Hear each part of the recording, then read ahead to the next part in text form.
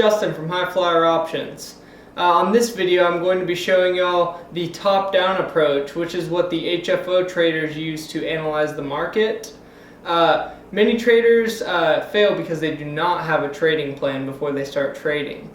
And they may just follow the latest hot tip or something that they get and wonder after a while why they're not making any money. You have to remember, to be a successful trader, you have to completely take emotion out of the equation. Just because you like a brand or you like how it looks or you like the car that they make does not mean you should buy the stock.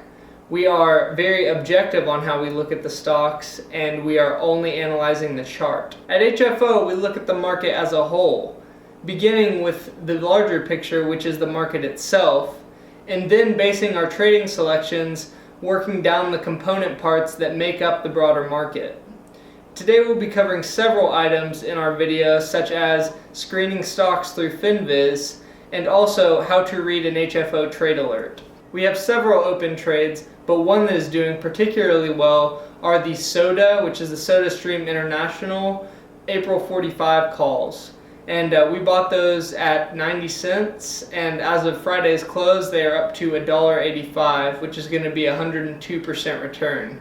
This option has 3 weeks till expiration, so we will be looking for profit taking in the near future. Time to go over the HFO watch list for this coming week, and that is going to be MS, which is Morgan Stanley, BBY, which is Best Buy, ZU, which is Zulily Incorporated, and PM, which is Philip Morris. Like I said here at High Flyer Options, we utilize the top-down approach for market analysis. That would be looking at the market as a whole and then focusing in on the main 9 sectors of the market.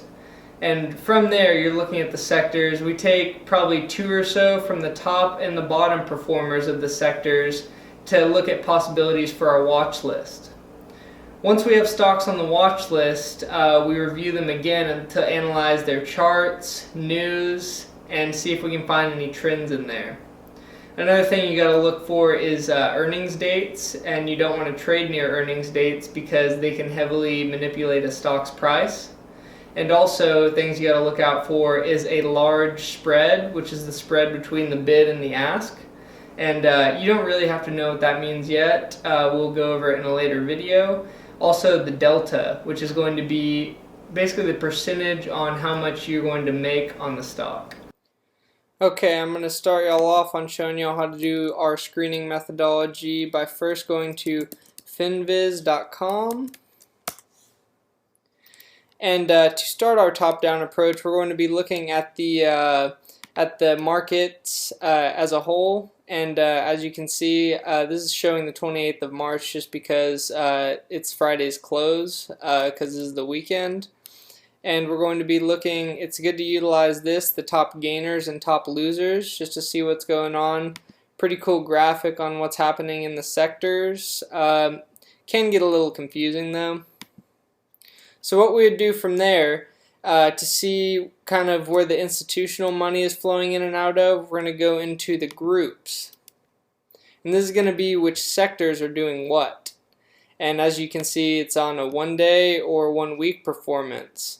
And like I said earlier, we're going to be looking, I guess there's a lot of big gainers on this one, but usually we're going to be looking at some of the top gainers and some of the top losers of the 1 day and 1 week. You're going to like them to be semi-consistent because you don't want it to just be a 1-day huge breakout. You want to see that, okay, over the last week and even over the last month, utilities has been going up, and basic materials had a huge spike in the last week. And also services and a little bit of healthcare has been down. So from there, we're going to go to the screener, which we're actually going to be looking for. We're going to be narrowing it down more so that we can look at stocks inside of the sector. So first of all, we're going to want to be selecting charts, basically showing the charts of all of these. This is kind of preference, but I was taught how to read candles, and that's just the form of the chart that you see, and I found it easier to pick up trends with the candle. So next we're going to be checking off what we like to do to find the companies that we want to invest in.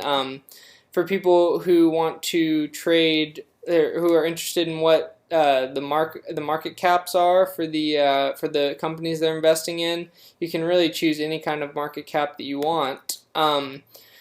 What we do at High Flyer Options is going to be over 750,000 of average volume. Next, we are going to do, we got to make sure it's optionable and shortable. And then we are going to go over $20 or over $10 for the price. If you're conservative, you may even want to do, oh, I did over $10 for the price. And if you're conservative, you're probably going to want to do maybe over $30 for the price. And so this is the criteria we set, and now that this is set, we just can choose which sector we're going to be looking at. So I think we saw basic materials had a large spike, and from there, obviously we knew that this sector was going up heavily over the last week, and especially on Friday. So we're going to be looking for bullish patterns, and basically from here is where you just going through the charts and you're looking at trends and other stuff like that. So that's how we do it here at HFO Find and Trades. And if you want to set this criteria and do any, if you want to bookmark this link right here, it'll give everyone the same link. It'll take you directly to this page with this criteria set. I found it saves a little bit of time if you don't want to be clicking all of this every single time. Okay, so now it's time to go over the HFO trade alerts. I wanted to make this video just so all of our subscribers, I can just make sure that they're all getting exactly what we're trying to say on these trade alerts. And one thing I want to highlight is that these trade alerts are time sensitive, so the quicker you can get this trade in from when we sent it to you, the better, because some of these trades aren't going to be open for long. So basically on this one, this is an actual trade alert. It's going to be by Dang, and first thing I want you to notice is the stock, and that's going to mean it's a normal stock. It is not an option. This is just an average ETF.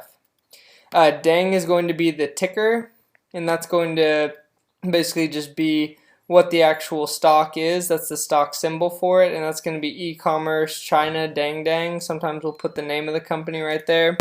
And we are getting in, it's pretty straightforward, at 1473. And we are targeting it to, the analysts and us think it's going to go up to $20. So it's always good to keep kind of a trading journal and write down what you're projecting the stock to do. So basically you don't get lost, you don't get ahead of yourself with this stuff. And it's always good here at HFO to protect your capital, and one good capital preservation tool are stops, and that's what we've placed right here. Basically, for those who don't know what stops are, if this stock were to move below $14, it would automatically sell it for you. Basically, a kind of insurance on stocks, so you know you're not going to lose all your money on it. And next we're going to go to another real trade alert, and this is going to be an option trade alert just because it doesn't say stock anywhere in here. So it's going to be an option.